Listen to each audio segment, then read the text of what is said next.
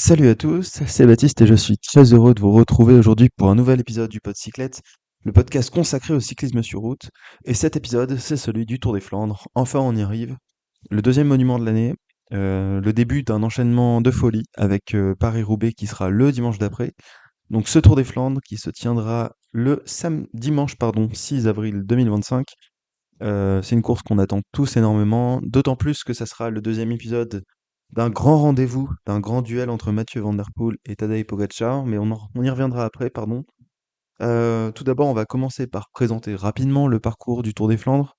Le Tour des Flandres a un parcours qui est assez similaire tous les ans. Cette fois-ci, on déroge pas trop à la règle, quasiment 270 km en Belgique, avec un début assez anecdotique, et puis ensuite, à partir du kilomètre 109, on arrive dans les monts pavés et les secteurs pavés. Donc vous le savez, c'est vraiment le Tour des Flandres, la course des monts pavés, où ça saute de partout, où c'est des petites routes du début jusqu'à la fin. Il faut toujours être placé, il se passe toujours des choses, il peut y avoir des ennuis mécaniques, mais c'est aussi le plus fort qui gagne. Donc voilà, c'est un enchaînement très difficile. Le Tour des Flandres, c'est probablement une des courses les plus exigeantes du calendrier. Euh, donc, pour rappel, on commence par partir de Bruges, en Belgique. On fait 100 km à peu près avant de rentrer dans un circuit final où on a plein de difficultés qui s'enchaînent. On passe plusieurs fois au même endroit, et notamment les enchaînements les plus connus sont ceux du Vieux Quarmont et du Paterberg. Vieux Quarmont et Paterberg qui sont l'un à la suite de l'autre, puisqu'il y a seulement 13 km, il me semble, qui les séparent l'un de l'autre, et qui sont escaladés deux fois. D'abord à 60 km de l'arrivée pour le premier passage du Vieux Quarmont, puis ensuite, deuxième passage du Vieux Quarmont à 25 km de l'arrivée, et deuxième passage du Paterberg, donc à seulement 15 km de l'arrivée, ce qui en fait un passage extrêmement décisif. Euh, Au programme, comme tous les ans, toujours les mêmes montées qui sont escaladées, des montées qu'on a pu voir dans le Grand Prix E3, qui s'est déroulé vendredi dernier, dans À travers la Flandre, qui s'est déroulé ce mercredi. D'ailleurs, je m'enregistre le mercredi juste après À travers la Flandre, donc pour en discuter aussi. Le Bergtenhout, évidemment, Berendries, pour citer les moins difficiles. Maria Borrestraat, évidemment, et les plus durs. On les a vus aussi dans le 3 pour certains. Donc le Koppenberg, qui n'est pas présent dans le 3 si je dis pas de bêtises, mais donc le Koppenberg qui est vraiment une grosse difficulté. Là où Mathieu Van Der Poel s'est échappé l'an dernier. Koppenberg qui est situé à 40 km de l'arrivée, 45. Euh, Koppenberg avec des pentes vraiment très difficiles. Donc en plus c'est tout droit, c'est horrible, tout simplement. 500 mètres à 13% de moyenne du pavé. Impossible d'aller dans les coulisses sur le côté. On se souvient que l'an dernier c'était mouillé et que seulement Jorgensen et Mathieu Van Der Poel avaient réussi à le passer en vélo, les autres s'étaient descendus à pied, donc c'était une image assez mythique. Il y a le Tyenberg évidemment, qui est escaladé. Tyenberg qui fait partie de l'E3, donc on l'a vu. C'est notamment là que Mats Pedersen a attaqué sur le Grand Prix E3. Pareil, hein, c'est à peu près le même genre de difficulté, sauf qu'il est un peu plus long. Mais la partie la plus dure, c'est un peu du même acabit que le Koppenberg. On a 500 mètres qui sont très durs, à environ 10% de moyenne. Euh, le vieux Quarmont, évidemment, enchaînement avec le Paterberg. Donc le vieux Quarmont, quand même, pour rappeler rapidement ce que euh, c'est l'ascension la plus longue et la plus difficile, je pense, de par sa longueur. 2 km et demi à 4% de moyenne, mais dans les passages les plus difficiles, c'est des pourcentages qui atteignent les 10%. Exposé au vent, en termes de temps, c'est très long. C'est toujours là qu'il y a énormément de public, qu'il y a les gros stands VIP, donc c'est là qu'il y a le spectacle qui se fait en général. C'est là que Tadej Pogacar aime bien attaquer. C'est là que Mathieu Van Der Poel aussi va essayer de le suivre. Et puis le Paterberg, évidemment. Paterberg, le plus court, 400 mètres seulement, pour une pente moyenne de 13%. Euh, on va jusqu'à 20% sur les endroits les plus durs. Donc, tout simplement, c'est super dur comme course. C'est très sélectif et c'est ce qui fait qu'en général, c'est le plus fort qui gagne. Il y a un élément dont il faut qu'on parle cette année. Vous l'avez vu si vous avez regardé Gand Wevelgem, vous l'avez vu si vous avez regardé À travers les Flandres. C'est le vent, évidemment. Le vent qui devrait encore souffler assez fort sur ce Tour des Flandres. On prévoit pour l'instant des rafales qui vont à quasiment 30-40 km/h sur le Tour des Flandres. Je pense que ça sera un petit peu moins fort qu'aujourd'hui à travers les Flandres, mais ça va encore avoir un impact sur la course. Un vent qui vient de l'est, donc. Alors, ça a pas trop son importance pendant la majeure partie de la course, puisqu'on va pas mal tourner en rond, évidemment, vu qu'on enchaîne les monts qui sont tous les uns à côté des autres. On tourne pas mal en rond, surtout qu'on fait plusieurs tours de circuit. Bon, il y aura toujours des parties qui seront très exposées, où le vent sera parfois de côté, parfois de dos, parfois de face. On a vu que sur à travers les Flandres, le vent de côté avait permis au Visma de faire une première bordure pour s'échapper. Ça sera aussi peut-être des occasions qui se présenteront sur ce Tour des Flandres, avec un vent qui sera notamment de côté sur toute la première partie. Bon, ça sera un peu trop loin de l'arrivée évidemment. Mais après, vu qu'on tourne en rond, il y aura des possibilités de faire des bordures également, avec du vent qui reviendra sur le côté. Par contre, pour la partie finale, là, ça sera très important, parce que quand on passe le dernier passage du Paterberg, on va jusqu'à Oudenarde en se dirigeant vers le nord-est, et avec un vent qui vient d'est, ça veut dire qu'on a un vent trois quarts face qui soufflera vers l'arrivée. Donc, ce qui veut dire que potentiellement, pour un homme seul, ça sera assez compliqué de rejoindre l'arrivée sur ces 13 derniers kilomètres si jamais il a un groupe qui est en chasse derrière lui, il pourrait souffrir de ce vent de face. Donc, ça peut être l'occasion pour beaucoup de groupes de se regrouper et de travailler ensemble pour gagner du temps sur ceux qui les précèdent. Donc, ça sera vraiment un élément qui sera à prendre en compte ce dimanche. Bon, évidemment, là, je vous parle mercredi, les prévisions peuvent évoluer un petit peu. Et globalement, on peut s'attendre donc sur les 13 derniers kilomètres à un vent trois quarts face qui pourrait donc annihiler certaines tentatives solitaires. Voilà, le décor est posé, on a le parcours, on a la météo. C'était deux éléments très importants. Maintenant, on va se pencher très rapidement quand même sur le scénario qu'il y a eu sur les dernières éditions du Tour des Flandres. Je commencerai par 2022, parce que c'est cette édition, pardon, qui a marqué le début du duel entre Mathieu Van Der Poel et Tadej Pogacar. On se souvient donc les deux qui s'isolent dans les enchaînements difficiles de Vieux Quarmont-Paterberg. C'était vraiment une année de folie. Donc on avait ce duo-là. Derrière, on avait un autre duo composé de Dylan Van Barle et de Valentin Madouas. Ensuite, un autre duo avec Stefan Kung, Dylan Teuns. Il y avait Fred Wright aussi qui était pas loin dans le coup, etc. C'était vraiment une édition très sympa à suivre, avec Madouas qui s'était accroché très longtemps dans la roue de Pogacar et Van Der Poel. Finalement, on se souvient évidemment de ce sprint à 2 qui devient un sprint à 4, avec Pogacar qui se fait enfermer et qui fait quatrième d'un sprint à 2. C'était une image très marquante. Et la victoire donc de Mathieu Van Der Poel. Ça, c'était en 2022. En 2023, on avait à nouveau Tadej Pogacar, et cette fois-ci, il a su prendre de l'avance sur Mathieu Van Der Poel, en attaquant notamment dans le vieux Quarmont. Donc c'était un vrai duel, hein, qui avait opposé les deux coureurs. Tous les autres derrière étaient un peu trop faibles pour réussir à les suivre. Donc Pogacar qui avait gagné en solitaire devant Van Der Poel.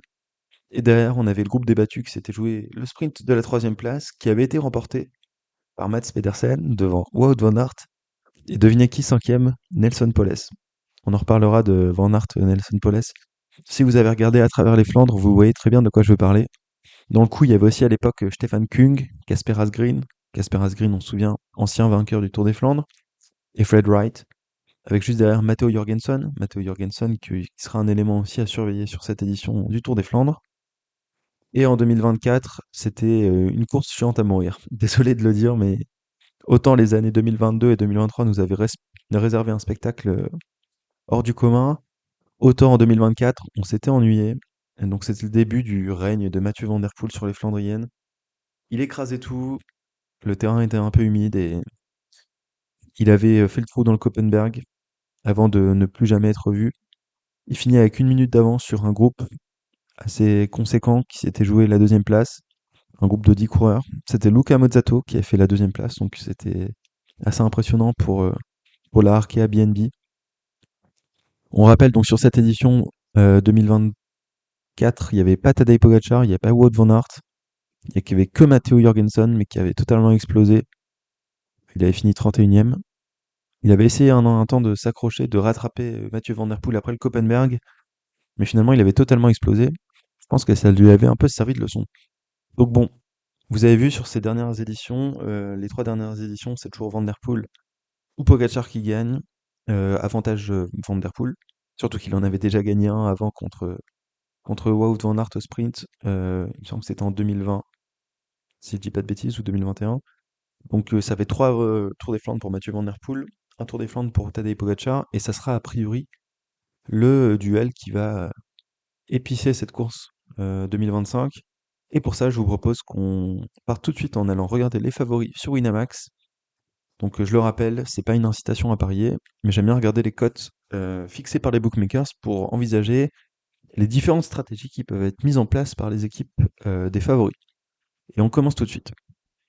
Cette édition 2025 du Tour des Flandres, je le disais, on s'oriente vraiment vers un duel entre Tadej Pogacar et Mathieu Van Der Poel, et le favori pour les bookmakers d'ailleurs d'assez loin, pardon, parce qu'il est coté à 1,65, c'est Tadej Pogacar, tandis que Mathieu Van Der Poel est coté à 2,75. Je crois que ça évolue un peu en faveur de Pogacar ces derniers temps, alors qu'on a vu Van Der Poel pourtant très très fort aussi sur certaines courses, mais bref. Pogacar, donc qui sera le leader de la Team UAE qui est simplement monstrueuse, encore plus forte que les années d'avant. Donc autour de Pogacar, on aura en équipier modèle Mikkel Bjerg, Jonathan Narvaez, Florian Vermeersch, Nils Politt, Antonio Morgado, Timo Lenz.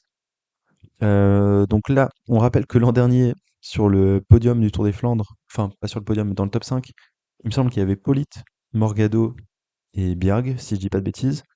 Euh, donc voilà, plein de mecs qui sont capables de faire des top 5. Timo Lenz, évidemment, qui sera le dernier lieutenant avec Jonathan Narvaez.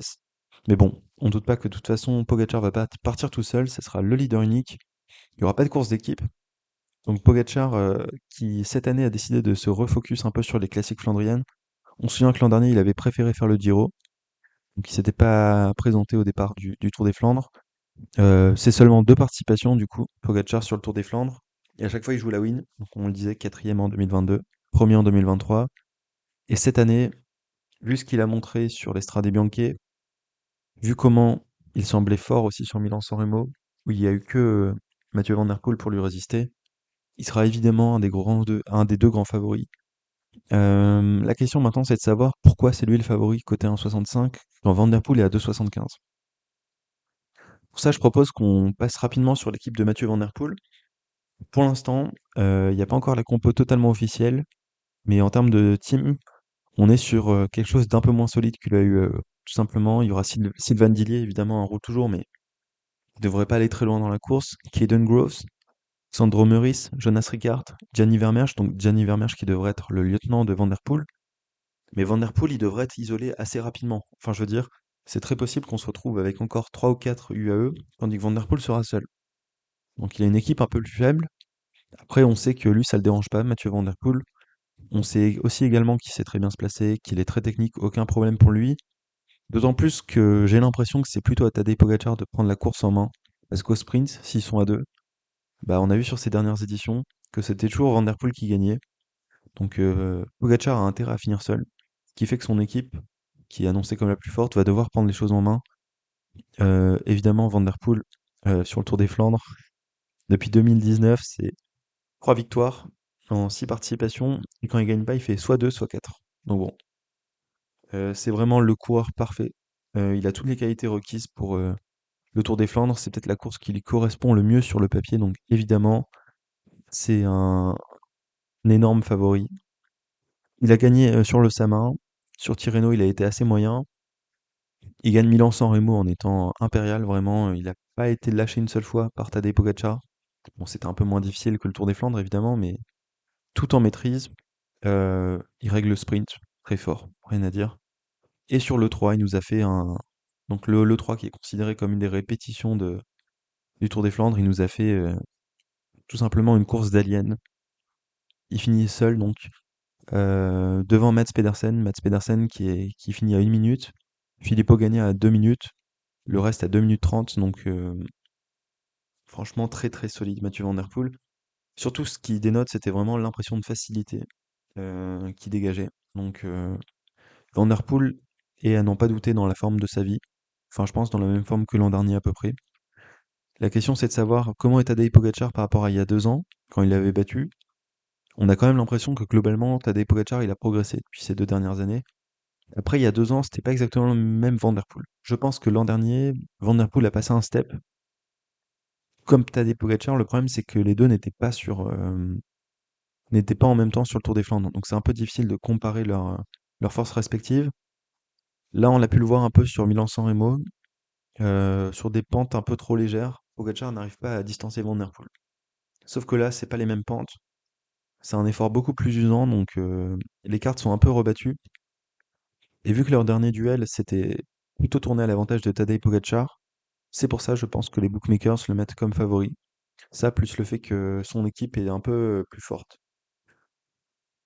Donc, moi, je vois quand même un duel assez équilibré. Je pense que Pogačar doit finir tout seul.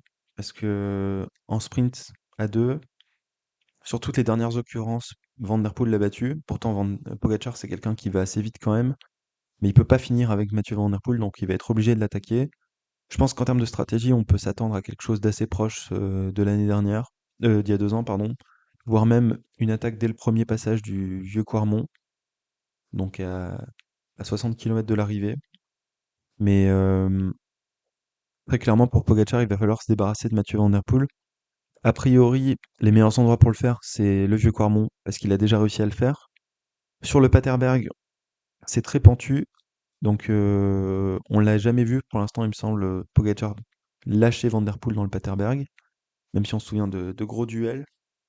Il y a aussi le Koppenberg qui peut être un endroit le plus adéquat, mais je pense que ça sera l'enchaînement de ces montées qui va faire la stratégie de Pogacar. Il devrait attaquer sur à peu près toutes pour essayer de distancer Van Der Poel. J'émets pas trop doute sur le fait qu'ils vont partir à deux un moment. Je sais pas quand. Est-ce que ça sera dans le premier passage du vieux Quarmont-Paterberg? Est-ce que ça sera dans le Koppenberg ou alors dans le dernier passage décisif vieux Quarmont-Paterberg? On verra. La question, c'est tout simplement de savoir si Van Der Poel sera capable de tenir la route de Pogacar. Je pense que les deux collaboreront. Ils sont pas du genre à se regarder. C'est deux très grands champions, donc ça va se faire à la pédale, hein, très clairement, entre les deux. Et on verra qui sera capable de lâcher l'autre. Après, il y a toujours le facteur chance un petit peu, mais bon, on sait que c'est deux coureurs qui sont très agiles. On avait un peu peur pour Pogacar après sa chute sur l'Estrade Bianche, qu'il ait perdu un peu de confiance dans son pilotage. On a vu sur Milan-San Remo que ça allait très bien, Pogacar, donc a priori pas de souci pour lui. Il a même été annoncé sur Paris-Roubaix, vous le savez, donc c'est qu'il est en grande confiance. C'est deux coureurs qui savent très bien se placer, donc je vois pas trop de moments où il pourrait être lâché sur une bordure. On en reparlera quand on parlera de la Visma, mais en tout cas, Pogacar a une meilleure équipe. Donc si jamais il est piégé, lui, il aura une seconde chance, tandis que Van Der Poel n'en aura pas. Je pense que ces deux coureurs qui ont quand même beaucoup la capacité d'éviter les ennuis, que ça soit mécanique ou les chutes, donc je pense qu'on va avoir un duel à la loyale entre les deux. Léger avantage pour Pogacar, pour les raisons qu'on a évoquées, c'est-à-dire le fait qu'il ait battu Van Der Poel en 2023 et qu'il a une meilleure équipe, mais pour moi ça va être très très serré entre les deux. En revanche, j'ai vraiment beaucoup de mal à voir un autre coureur s'imposer, et c'est aussi ce que voient un peu les bookmakers, parce que le suivant des favoris est coté à 10, et c'est Mats Pedersen. Donc Mats Pedersen, qui est dans la forme de sa vie, tout simplement, mais ça devrait pas suffire pour réussir à gagner ce Tour des Flandres, parce que Van Der Poel et Pogacar sont trop forts. Pedersen qui aura aussi une très très belle équipe, comme d'habitude. Jasper Stuyven autour de lui, Tom Skuins, Matthias Vacek, etc. C'est des coureurs vraiment très très chauds. Ça sera le leader. Je pense qu'il n'y a pas trop de doute là-dessus, surtout vu son état de forme. Donc on le rappelle, dans Milan-San Remo, il était un peu trop juste, même Mats Pedersen. En revanche, sur le 3, il a semblé fort, pas assez fort pour accrocher la roue de Mathieu Van Der Poel. Il s'en est pas fallu de peu. En revanche, 2 jours après, sur Gand-Wevelgem, il a mis la misère à tout le monde, pour s'imposer en solitaire. Euh, Sauf qu'il n'y avait pas la même concurrence sur Gand-Wevelgem. Donc je voudrais pas minimiser l'exploit de Mats Pedersen, parce que ce qu'il a fait sur Gand-Wevelgem, c'est quand même phénoménal. Mais malheureusement pour lui, il y aura toujours le doute qui planera autour du fait qu'il n'y avait pas Pogacar, il n'y avait pas Van Der Poel. Donc je veux pas minimiser sa performance, mais ça montre qu'il est peut-être quand même un tour en dessous. Je pense que c'est le 3 qui est vraiment le révélateur là-dessus. À travers la Flandre, ou à travers les Flandres, peu importe comment on le dit, Dwarsdorf-Vlaanderen, qui s'est tenu aujourd'hui, il fait cinquième. Je pense qu'il n'y avait pas grand-chose à faire. Faut qu'on débriefe quand même rapidement à travers la Flandre. Coup de bordure magistrale de la Visma Leasebike, tout simplement. Visma Leasebike, on va en parler juste après, mais qui est en train de revenir à un très bon niveau. beaucoup de bordure et quand la bordure se fait, Pedersen est un petit peu trop loin. Et il a dit dans le débrief, je pensais que ça se ferait un peu plus loin le coup, et donc il était trop mal placé. Et à partir du moment où il y avait 10 mètres, on a vu Valentin Madouas essayer de combler ce trou, mais je pense que c'était déjà mort. Ensuite, il s'est retrouvé dans un groupe où il y avait beaucoup de coureurs assez forts, mais trop de monde, pas assez d'équipiers, donc ça s'est attaqué de toutes parts. Il n'y avait pas grand-chose à faire pour Mats Pedersen. On savait donc à ce moment-là qu'il n'allait pas faire mieux que cinquième, parce que les quatre devant allaient rester ensemble jusqu'à la fin. C'est ce qui s'est passé, et Mats Pedersen a réussi à régler au sprint le groupe pour la cinquième place. Bon, c'est normal, hein, parce qu'il y avait Tibor Del Grosso, Dries de Bondt, Arjen Leivens, Stefan Kung et Alex Segart, donc c'est pas des très grands sprinteurs, mais quand même, il fait cinquième. Mats Pedersen sera le leader unique, je le disais, de la Lidl Trek. Euh, le problème, c'est que je vois pas trop comment il pourra utiliser son équipe. À mon avis, on aura quand même un rouleau compresseur assez important de la part de la UAE. Et vu que Tadej Pogacar a la fâcheuse tendance à attaquer de plus en plus tôt, si Mats Pedersen veut anticiper, ce qui serait une bonne idée, déjà de un, je sais pas si on le laissera sortir, et de 2, ça veut dire qu'il faudrait attaquer beaucoup, vraiment beaucoup en amont de l'arrivée, parce qu'on n'est pas à l'abri d'un Pogacar qui attaque dès le premier passage du vieux Cormont. Donc j'ai un peu du mal à voir Pedersen anticiper, j'ai un peu du mal à le voir suivre les deux machines si jamais ça s'attaque à fond dans un démon. Je pense qu'il est quand même un ton en dessous, pardon. Donc le seul scénario qui pourrait favoriser une victoire de Mats Pedersen, ça serait un regroupement. Euh, Cependant, vu que j'imagine quand même que la UAE va rouler très très fort, je pense qu'il va y avoir des très gros écarts sur ce Tour des Flandres. Et donc, pour qu'il y ait un regroupement, ça voudra dire que les deux de devant se sont regardés un moment, ou alors que le vent de face fait que un groupe derrière arrive à revenir. Mais franchement, j'essaie de me convaincre là en live et j'ai un peu du mal à voir Pedersen faire autre chose que troisième. Donc, il a une très belle équipe, il est dans la forme de sa vie, et malheureusement, ça risque de pas suffire pour aller chercher un monument. En tout cas, pas le Tour des Flandres cette année. Donc, c'est pour ça qu'il est coté à 10, tout simplement. Et c'est pour ça que Wout van Aert est coté à 15 et que Matteo Jorgensen est coté à 25. Donc, qui seront a priori les deux leaders de la Visma Leaseback. Tige Benoît coté à 80, Dylan Van Baarle 150. Ils seront plutôt équipiers. C'est ce qu'on a vu aussi sur À travers les Flandres aujourd'hui. Euh, la Visma Leaseback qui aura une belle équipe. Franchement, il n'y a pas Christophe Laporte. On le sait, malheureusement, Christophe Laporte ne sera pas présent sur cette saison de classique. Mais donc, il y a les quatre dont je viens de vous parler, Tige Benoît, Dylan Van Baarle, Wout van Aert, Matteo Jorgensen. Wout van Aert, sur le Tour des Flandres, c'est ça qui est un peu terrible, c'est qu'il l'a jamais gagné. Alors que c'est une course qui lui convient pourtant tellement. Il a fait deuxième en 2020, sixième en 2021, quatrième en 2023, et là, il n'a pas l'air d'être dans la forme de sa vie. Donc a priori, ça sera pas cette année. Euh, Là, ce qui a fait très mal, c'est que on sait que Wout van Aert a subi de nombreuses chutes. Il y a eu à travers les Flandres aujourd'hui.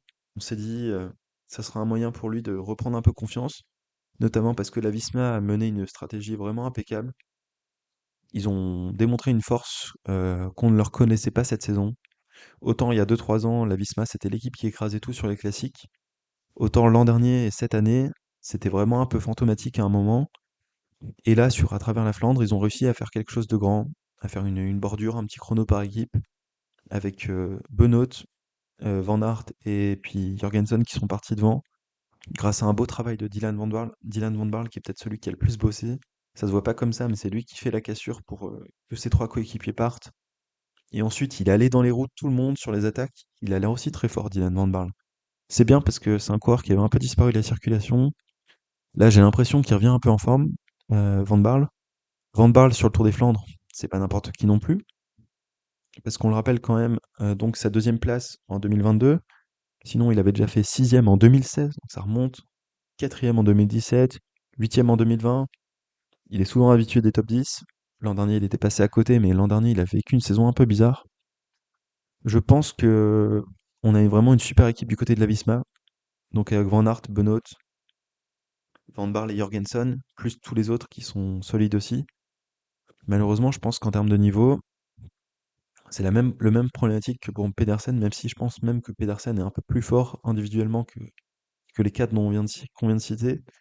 Le problème, c'est tout simplement qu'à un moment, Pogacar et Van Der Poel vont mettre en route, et on a beau être 4 très bons coureurs, et bah si on n'est pas les 4 meilleurs, on réussira pas à suivre Van Der Poel et Pogacar. Et je vois vraiment pas trop non plus comment la Visma Lease the Bike pourrait contrer ça. Est-ce qu'ils peuvent anticiper en faisant une bordure un peu prématurée comme ce qu'on a vu sur à travers la Flandre? Ils ont le matériel pour, enfin je veux dire, ils ont l'équipe pour. Le problème, c'est que derrière, je pense que s'ils le font, ça sera assez tôt dans la course, parce qu'après, de toute façon, ça roulera trop vite pour qu'on puisse le faire. Et à ce moment-là, bah, du côté de la UAE, on aura encore aussi des bons coureurs.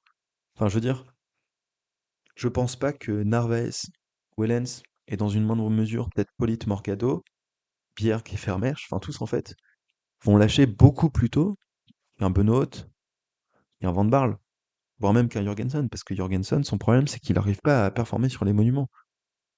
Il est très fort sur les courses d'une semaine, il est fort sur les courses d'un jour, mais dès que ça dépasse les 250 kilomètres, il a un peu du mal. Donc, une équipe très forte pour gagner à travers la Flandre. Pour gagner le Tour des Flandres, c'est plus compliqué. Van Aert, en termes de confiance, on l'a dit, c'était compliqué avant.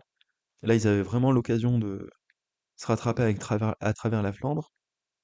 Donc, on voit cette image finale où ils sont à 4 avec Nelson Poles, donc les 3 Visma Leaseback plus Poles. Le bon sens aurait voulu qu'ils l'attaquent à tour de rôle, parce qu'ils étaient tous à peu près du même niveau. Poles n'allait pas pouvoir suivre tout le monde. Ils ont décidé de jouer le sprint pour Van Aert. Moi, je pense que c'est un moyen de redonner un peu confiance à Wout Van Aert en se disant on va le faire gagner par une bordure au sprint. Ça veut dire que la bordure, ils étaient les meilleurs. Les autres n'ont pas réussi à suivre. Le sprint, il a gagné à la régulière. En gros, on lui booste la confiance en lui disant tu vois, t'es capable de gagner des Flandriennes. Sauf que c'est l'effet inverse. Ils ont totalement sous-estimé Nelson Poles. Nelson Poles qui est un coureur qui va vite quand même au sprint. Et Poles a fumé Van Aert au sprint. Donc là, le capital confiance de Wout Van Aert, ça a fait les roller coasters et je pense qu'on est plutôt retombé dans un creux. Donc très compliqué, on sait qu'il a une pression énorme du côté de la Belgique. Donc là, compliqué pour la Visma Leasebike. L'avantage pour eux, c'est qu'ils peuvent que se relever. Donc peuvent plus décevoir là, clairement. Ils ont trop, euh, ils ont trop mis à côté ces derniers temps pour qu'on puisse être vraiment déçus. Donc moi, j'attends d'eux qu'ils fassent une course, qu'ils tentent des choses, qu'ils prennent des choses en main. Sinon, ils vont se faire écraser par Van Der Poel et Pogacar. Donc je sais pas trop quelle est la solution. J'ai pas de solution miracle, mais il faut qu'ils tentent quelque chose. Les Visma Leasebike. Il y a toujours, comme je le disais pour Mats Pedersen, l'hypothétique hypothèse selon laquelle le vent de face dans l'arrivée privilégierait, je sais plus le dire, enfin donnerait l'avantage, pardon, à un groupe de coureurs par rapport à un mec tout seul devant. Un mec, c'est peut-être Mathieu Van Der Poel, c'est peut-être Pogacar ou peut-être les deux. Mais je pense pas que on ait des coureurs assez forts pour être suffisamment proches et suffisamment nombreux de Van Der Poel et Pogacar pour les reprendre dans le final, même s'il y a vent de face. Donc, je vois pas comment la Visma va gagner. Je vois pas. Les bookmakers apparemment ne voient pas non plus comment ils vont gagner, puisqu'ils sont cotés à 15 et 25. Et franchement, déjà, moi, j'aimerais juste qu'ils fassent une belle course. Peu importe la manière, qu'ils tentent des choses, qu'ils montrent que c'est des bons coureurs, parce que ça les sont. Ils le sont vraiment. Là, ces derniers temps, c'était très compliqué. Là, faudra tenter des choses pour montrer qu'on existe et qu'on a encore une vraie équipe de Flandriens. Donc j'ai un peu hâte de voir ce qu'ils vont faire, même si j'ai assez peu d'espoir en eux.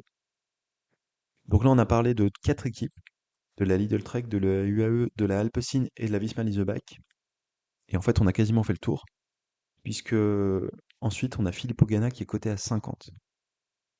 Ça rejoint un peu le constat qu'on faisait juste avant, en disant que le Tour des Flandres, c'est vraiment le plus fort qui gagne. C'est tout l'inverse, tout simplement, de Milan-San Remo, où là, il y a plein de choses qui sont possibles, tandis que sur le Tour des Flandres, c'est vraiment à la pédale que ça se joue. Et à la pédale, il y en a deux qui sont trop forts. Il y a trois outsiders, Pedersen, Van Aert, Jorgensen. Et après, derrière, c'est même plus statut d'outsider. Quand vous êtes coté à 50 sur Winamax, c'est un statut très très loin des deux premiers. On va les citer quand même, Filippo Ganna, coté à 50, qui serait le leader de la team Ineos. Ganna, on va pas se mentir, pour lui, ça sera plutôt Paris-Roubaix. Je vois pas trop comment il pourrait briller sur ce Tour des Flandres. Il est trop lourd, tout simplement. Sur Milan-San Remo, ça le faisait, ça montait pas trop longtemps, pas trop fort, mais là, je vois même plutôt à la rigueur un Tarling ou un Sheffield faire un meilleur résultat que lui. Tarling, qui est coureur très jeune, qui est en train de monter en puissance. Pour lui, ça sera plus Paris-Roubaix, un peu à l'image de Vigana, mais il a fait 17e du Tour des Flandres l'an dernier. Ça m'étonnerait pas qu'il progresse. Sheffield, qu'on a vu assez fort sur à travers la Flandre, malheureusement, il n'a pas su se démarquer dans un groupe où il y avait trop de monde et où ça attaquait de partout, mais il fait 6e du Tour des Flandres l'an dernier. Donc c'est peut-être lui la meilleure carte pour la Ineos, mais ça fera pas mieux qu'un top 5. Donc c'est ça qui est un peu dommage. Euh, Sheffield est coté à 125 pour les bookmakers. Là, moi, je pense qu'il y a une petite erreur. Ghana est certes dans la forme de sa vie, mais 50 et 125, ça me semble des cotes un peu trop différentes. Peut-être que Ghana devrait être quand même mieux coté que Sheffield, mais il me semble que la différence est un peu trop forte. Nelson Poles qui est coté à 50. Alors je vous cache pas que ça doit avoir un lien avec sa course d'aujourd'hui. Il s'est montré vraiment fort quand même, Nelson Poles, dans les monts Flandriens. Le problème c'est que la difficulté, elle était beaucoup moins forte que sur le Tour des Flandres. Je pense qu'on est sur 30% de la difficulté du Tour des Flandres, à part peut-être le fait qu'il y avait du vent qui rendait la course vraiment très difficile sur à travers les Flandres. Sur le Tour des Flandres, Nelson Poles, il a participé une seule fois, c'était en 2023, il fait 5e. Donc c'est une course qui lui correspond. Moi je pense que ce sera un bon candidat au top 10. Je vais pas m'avancer sur mieux de sa part, mais ça sera très certainement un coureur qui sera dans le top 10. Il a des bons coureurs autour de lui. On a vu encore aujourd'hui Mikel Honoré se mettre en avant. Donc pourquoi pas un top 10 pour Nelson Poles, mais évidemment ça peut pas jouer la win. Ensuite, côté à 50 également Nils Politt, mais bon, il est dans l'équipe de Pogacar, donc il sera son équipier. Stefan Kung, côté à 50, donc qui est d'après Winamax le favori côté FDJ, sachant que Valentin Madouas est côté à 200. Donc du côté de Winamax, on voit plutôt Stefan Kung que Valentin Madouas, mais ça sera très clairement les deux leaders de cette formation Groupama FDJ. Stefan Kung, euh, vraiment fidèle à lui-même, toujours bien placé sur les classiques flandriennes. 6e de l'E3, 9e d'à travers la Flandre. Euh, à travers la Flandre, il a dit qu'il avait eu un problème mécanique à un moment avec sa chaîne quand ça attaquait, qui l'a empêché de. Je pense qu'il aurait pas accroché la roue des Visma Leaseback, mais peut-être qu'il aurait pu s'économiser un peu plus. À un moment, on l'a vu changer de vélo. Il a perdu pas mal de force dans la bataille. Il est quand même dans le groupe qui joue la 5e place. Donc Stefan Kung, il est en forme. Il faudra compter sur lui, c'est sûr. Sur le Tour des Flandres, il a déjà fait des très beaux résultats. 6e en 2023, 5e en 2022. Donc pourquoi pas cette année un top 10. Mais je pense que cette année, Madouas a aussi un top 10 dans les jambes. Il finit 90e de travers la Flandre. Alors je sais pas ce qui s'est passé parce qu'on a l'impression que c'était un des plus forts à un moment, Valentin Madouas, et pourtant il y a un moment où il a explosé. Et ensuite je pense qu'il a mis les feux de détresse et il s'est laissé doubler par tout le monde. Madouas, on se souvient qu'il avait fait 3e en 2022, c'était son meilleur résultat. L'an dernier en 2024, il fait 16e, donc il était un peu en dessous sur la saison dernière, Madouas. Et puis il avait abandonné, je crois que c'était sur une chute en 2023. Donc c'est autant que je disais, c'est le symbole de la régularité, autant Madouas, c'est l'irrégularité. Donc je pense que les deux peuvent faire top 10, mais il y en a un qui est un peu plus certain que l'autre, c'est Stefan Kung, puisqu'il est plus constant. Mais Madouas, on sait que c'est un coureur très solide, très endurant, qui aime bien quand c'est difficile et long. Donc évidemment, ça sera notre meilleure chance pour jouer un top 10. Donc on sera tous derrière toi, Valentin, sur ce Tour des Flandres. Côté à 50 aussi, on a fini, pardon, et ensuite on arrive côté à 80 avec Lennart Van Evenvelt. Donc là, je vous propose qu'on passe plutôt sur les autres équipes, qu'on regarde rapidement qui peut faire quoi, mais la Soudal, ça sera très compliqué cette année. A priori, Yves Lampard qui sera le meilleur coureur. Yves Lampard, ça fait longtemps qu'il est plus à son meilleur niveau, donc difficile de le voir briller. Intermarché Venti, ça sera tout pour Binyam Girmay, je pense. Il y a aussi Lorenz Rex qui m'intéresse dans cette équipe-là, mais Lorenz Rex, c'est peut-être un peu un trop gros coureur. Il fait 80 kilos pour le Tour des Flandres. Donc ça sera a priori plutôt pour Binyam Girmay. Lorenz Rex qui fait quand même 21e l'an dernier, mais bon, c'est plus un profil qui convient à Guillaume Guermay, qui m'a fait plutôt bonne impression sur ses premières classiques pavées, même s'il n'a pas eu des résultats à la clé. Donc, ouais, pour un top 10 encore, hein, Binyam Girmay, pas mieux. La Bahreïn, je vais en parler quand même, parce que Mohoric, complètement à la rue cette année. En revanche, j'ai regardé à travers la Flandre aujourd'hui, et Fred Wright m'a fait une très belle impression. J'ai l'impression qu'il est en train de revenir en forme, le Britannique. Et Fred Wright, on se rappellera quand même qu'il a fait 7e en 2022 et 8e en 2023. Donc moi, je serais pas trop surpris de le voir dans le top 10. Ça sera pour moi le leader de la Bahreïn. Côté Cofidis, bon, ça sera compliqué, hein. Dylan Teuns, c'est un coureur qui a déjà fait des belles choses sur le Tour des Flandres, mais début de saison un peu compliqué. Et mes deux Ghent, qu'on a vu à l'attaque sur le 3. Dylan Teuns, il n'a pas encore fait de classique flandrienne cette année. Je ne sais pas si son programme sera plutôt axé sur le Tour des Flandres ou plutôt sur les classiques ardennaises. Donc je veux pas trop m'avancer sur lui. Il fait 8e l'an dernier quand même, 6e en 2022. Donc c'est évidemment un coureur à suivre. De là à dire qu'il sera capable de faire un top 10, je peux pas vous l'assurer, pardon. La Jayco qui sera autour de Matthews, mais bon, c'est trop dur pour Matthews, donc j'ai du mal à le voir faire un top 10. La Red Bull Bora, je sais pas trop quoi en penser. Sur le papier, ils ont des très beaux coureurs. Oyer Lascano, Lorenz Pitti, Tim et Mick Van Dyke. Euh, Là, c'est peut-être un peu dommage, mais je crois que Pitti a chuté à travers la Flandre. Il n'a pas chuté à très grande vitesse. Il a abandonné quand même. Donc je sais pas dans quel état il sera. Ce qui m'embête parce que c'est un coureur que j'aime beaucoup. Et Oyer Lascano qui est transparent sur ce début de saison. C'est très compliqué pour lui. Pourtant, c'est un coureur qui peut vraiment faire des belles choses, mais là, j'ai vraiment du mal à saisir son état de forme. Donc je pense que les Red Bull Bora vont avoir un peu du mal à exister. Côté Arkea, on croit au Père Noël, puisqu'on a envoyé Arnaud Démarre.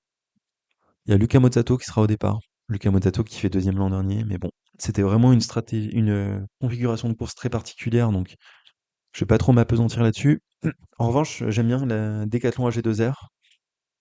Il y a Oliver Nassen, mais Oliver Nassen, c'est plus le grand Oliver Nassen. En revanche, Dries de Bondt, elle est hors en forme, donc il va forcément attaquer, de toute façon il attaque tout le temps. Et puis, on surveillera ce que feront Pierre Gautra et Stéphane Bisseguer. Stéphane Bisseguer, je l'avais un peu exclu de mes radars ces derniers temps. Là, il a fait un gant Wevelgem où il semblait très très fort, donc j'ai hâte de voir ce qu'il va faire sur le Tour des Flandres. Historiquement, c'est pas une course qu'il réussit vraiment, mais donc on verra bien. Et puis Pierre Cotra, qui fait 12e d'à travers la Flandre, qui a l'air très vaillant. Il a que 22 ans. Ça sera son troisième quand même Tour des Flandres, donc peut-être une belle carte pour faire un top 15 côté français à surveiller. La Astana, on en parle parce ils ont Alberto Bettiol qui est un ancien vainqueur, mais il est pas dans la forme de sa vie, donc ça sera compliqué. La Movistar, pareil, je pense difficile d'exister. La Picnic Postenel autour de Genkolb, j'ai du mal aussi à aller voir faire quelque chose. Q36.5 qui est invité, mais il y aura pas l'ami Tom Pitcock. Donc pareil, ils vont pas faire grand-chose. La Lotto a annoncé la présence de Lennart Van Etvelt. C'est pour ça qu'il est bien coté à 80 par les bookmakers. C'est un peu surprenant. Et Lennart Van Etvelt, il a plutôt un profil de grimpeur. Ceci dit, il est belge, donc on se dit que ça doit passer sur les pavés. Il a jamais fait le Tour des Flandres, même s'il semblait en forme sur ses dernières courses. J'ai vraiment du mal à le voir exister quand même. Euh, Israël, Flanders, etc., ça sera trop compliqué. Uno X, qui sera autour de Marcus Solgaard, Alexander Christophe qui est un ancien vainqueur, Jonas Abrahamsen, Rasmus Tiller. Peut-être pourquoi pas un coureur dans le top 15, mais bon, c'est très difficile de faire mieux. Wagner Bazin qui va envoyer des gars en échappée. Et on finit avec la Tudor, parce que dans la Tudor, il y a Julien Alaphilippe. Julien Alaphilippe qui est annoncé sur le Tour des Flandres. Alaphilippe qui semble moins fort que les années d'avant, quand même. Enfin, moins fort que son prime en tout cas. On va dire dans la constance de ces 2 dernières années. 42e de Milan-San Remo, à peu près inexistant. Il a jamais réussi à vraiment performer sur le Tour des Flandres, à part en 2020 où il s'est fait renverser par une moto. Enfin, c'est plutôt lui qui essaie de renverser la moto, malheureusement. Euh, je vais regarder ce qu'il va faire, mais je pense pas que Notre Julien national brille malheureusement sur ce Tour des Flandres. Ce sera peut-être plutôt Matteo Trentin, qui sera le coureur à surveiller côté de la Tudor. Trentin qui a fait un bon E3, un bon Grand VV Game, donc on le verra pour un top 15. Bref, on a fini de passer en revue toutes les équipes. Je le disais, pour moi, je suis vraiment pas très original, mais je vois pas autre chose qu'un duel entre Mathieu Van Der Poel et Tadej Pogacar. Le vent sera évidemment une donnée à prendre en compte, qui sera importante, notamment dans le final, mais je pense que la décision sera faite à la pédale et que le vent n'aura pas assez de latitude pour influer sur la course. Donc je vois vraiment un très beau duel entre Van Der Poel et Pogacar. Ça promet d'envoyer des watts. Donc voilà. La Visma et la Lidl en arbitre peut-être, mais en arbitre pour se jouer le podium plutôt. J'en ai déjà parlé, ils ont deux beaux collectifs. Malheureusement, il y a deux ovnis qui planent sur la planète cyclisme en ce moment. Donc ça sera intéressant de voir ce que la Visma et la Lidl Trek vont essayer de mettre en place pour se démarquer. Mais je vois pas autre chose, je le disais, qu'un duel entre Van Der Poel et Pogacar pour la win. Et côté français, donc on surveillera Valentin Madouas, Pierre Gautra, pourquoi pas. Et puis Julien Lafilippe quand même. Donc voilà, on prie quand même pour un top 10, mais je vois pas ce qu'on pourrait faire de mieux. En tout cas, ça sera une course très intéressante. Cette année, je me dis que ça sera plus intéressant de regarder Paris-Roubaix, quand même.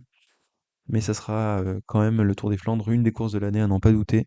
Donc soyez présents devant votre télé, pardon, pour suivre tout ça et puis allumez-la assez tôt, parce que je pense qu'on aura des mouvements de course très très tôt, et donc faudra être là dès la prise d'antenne.